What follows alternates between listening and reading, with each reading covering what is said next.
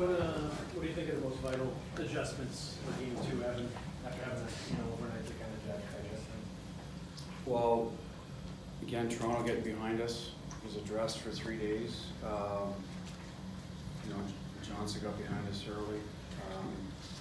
Obviously, the Nylander goal. So we'll have to continue to send that message. Obviously, that's on the staff to make sure it gets through.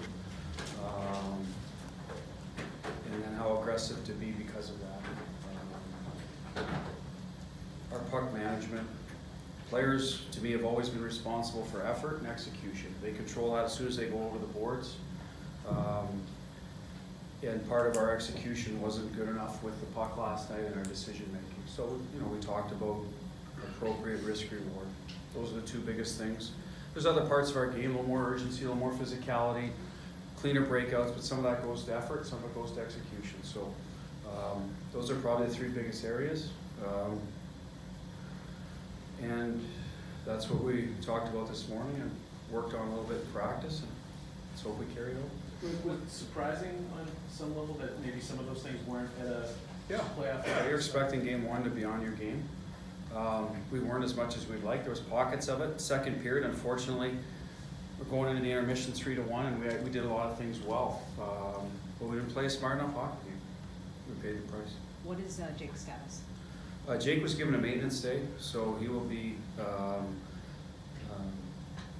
assumed back with us tomorrow morning. Obviously, if he's not feeling well, then we'll have to make a decision. We'll put Backus in and juggle the lines around. But right now, we anticipate he'll play. If he's available, would you think of going with Backus? I thought about going with Backus game one too. We made a decision that we had to check fast against Toronto. There's two ways to slow down. They're a fast team. Either physically slow them down, or you skate with them to slow them down. I thought we'd do a better job checking with our legs, skating, than we did last night. And what I mean by that is them getting behind us and them coming through the neutral zone with speed. There was times we did a real good job with it. Our legs were good on the forecheck. Other times they weren't. So obviously David adds the physicality piece. We'll have an internal discussion. Is that a better plan of action? I don't think we executed our game plan very well. That's on, again, the staff to get that message through. So we'll see tomorrow, but I won't make that decision today. Was there a point in the game, any point in the game when you talked about urgency where you said maybe we could have used him? Yes, and that's where you rely on the Wagners and the Acharis of the world. So we went through our lineup. Listen, they probably outplayed us at every position, outcoached us, obviously, so they deserve to win. And that's an area that, even the Kadri hit on DeBrusque, it's a physical hit, it's borderline, we need to get into that mode as well, put them off their game. And that's where the Acharis and Wagners do bring some of that. I thought Clifton and Charlie started to get hard. McAvoy in the back end, finished some checks. Obviously, Clifton did it to Nylander and drew a penalty right after that. So we need a little more of that in our game when the situation dictates. Physicality when it's there. Check with your feet and your brains and your stick when you're not able to get there. I thought, we weren't good enough in that area. If starting with the puck is so important, possession-wise, why don't more teams practice face-offs? Well, you can practice it, but it's about winning it, right, and help. I think teams discuss how the winners get involved helping. What's your best opportunity to get it back, on all the dots? I don't know. I can only speak for us. We go over our D-zone draws. We actually revisited today because we had a goal against that was more about recovering the position, I think, than anything else. We got stuck on the wall, both Pasta and Charlie, a little late recovering their spots. We practiced it on the power play a lot. I read an article, I think was in The Athletic, Joe, that they said it was overrated, face-offs too, I think, about 3 weeks ago, about the importance of face-offs. So we believe it's important. We'd like to start with the puck. So, but anyway, that's how we do approach it. How do you improve it this time of year, other than what you just said? Is there? I don't know if a centerman's going to improve a lot at this point of the year. Some of it is natural for them. They come in, they're good at it. They have quick hands, good hand-eye coordination. They're strong on their bottom hand.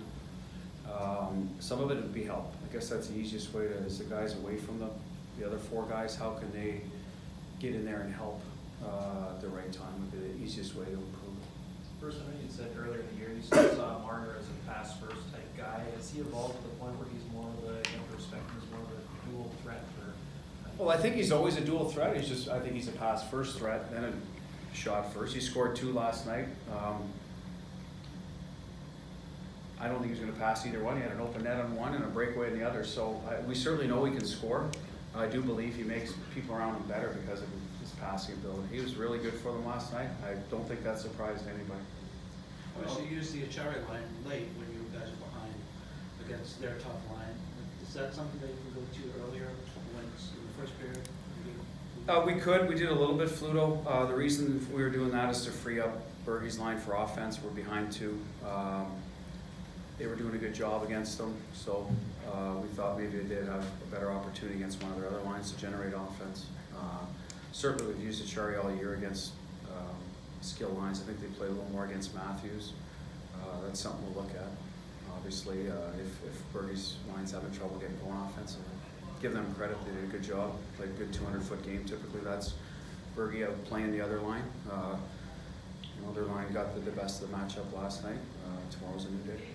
Was game one important for Coyle and Johansson to kind of just get their legs under them? And obviously, the results weren't there, but they did have chances. It seemed like they were. Well, they both played a lot of playoff hockey. We expected they'd be good, not nervous. They were. I think Charlie Coyle was very good, arguably our best player. Had some good looks at the net, battled for pucks. Johansson had his skating legs. I think in the third goal, he admitted he didn't recover quick enough for our D. He was in the right spot, but didn't recognize Nylander's speed. But he was in the right spot. Other than that, I thought they were both very good. Take 2 more if there are 2. Bruce, was there any sense as the game started there and as it went on in the first period, second period, that your team underestimated them a bit? Well, we didn't have our normal juice that we'd want at home for game 1. Did we underestimate them? I don't think there's any lack of respect for the Leafs. We had a great battle last year. Teams have changed, players have changed, but the uniform crest hasn't, so we know what they're capable of. They're 100-point team, so I don't think there was a lack of respect. I think there was a lack of, when you don't see a team for a while, that when you talk about, oh, they're going to do this and stretch you out, and all of a sudden they do it and it's in your net, it gets your attention. Talking about it obviously did. I hope it got their attention now, because it's one of the things they do well. When you talk about a team, oh, they got speed, well, so do we, and we're going to play our game, and we do want to play our game. Part of the neutralizing their speed is having ozone puck possession time, and I think that's where we weren't hard enough. To be honest with you, I give them credit. They won a lot of pucks, got out of their end in a hurry. Even the third goal, I mean, we're on the rush, and it's a 50-50 puck. They win it from us, bang, they're gone. That's where they were better than us in areas and converted. How close do you think corralling more? Both skated today harder than they have. Neither will play tomorrow. So the next best opportunity for them would be Monday. Thanks everyone. We'll call for a short. Thanks.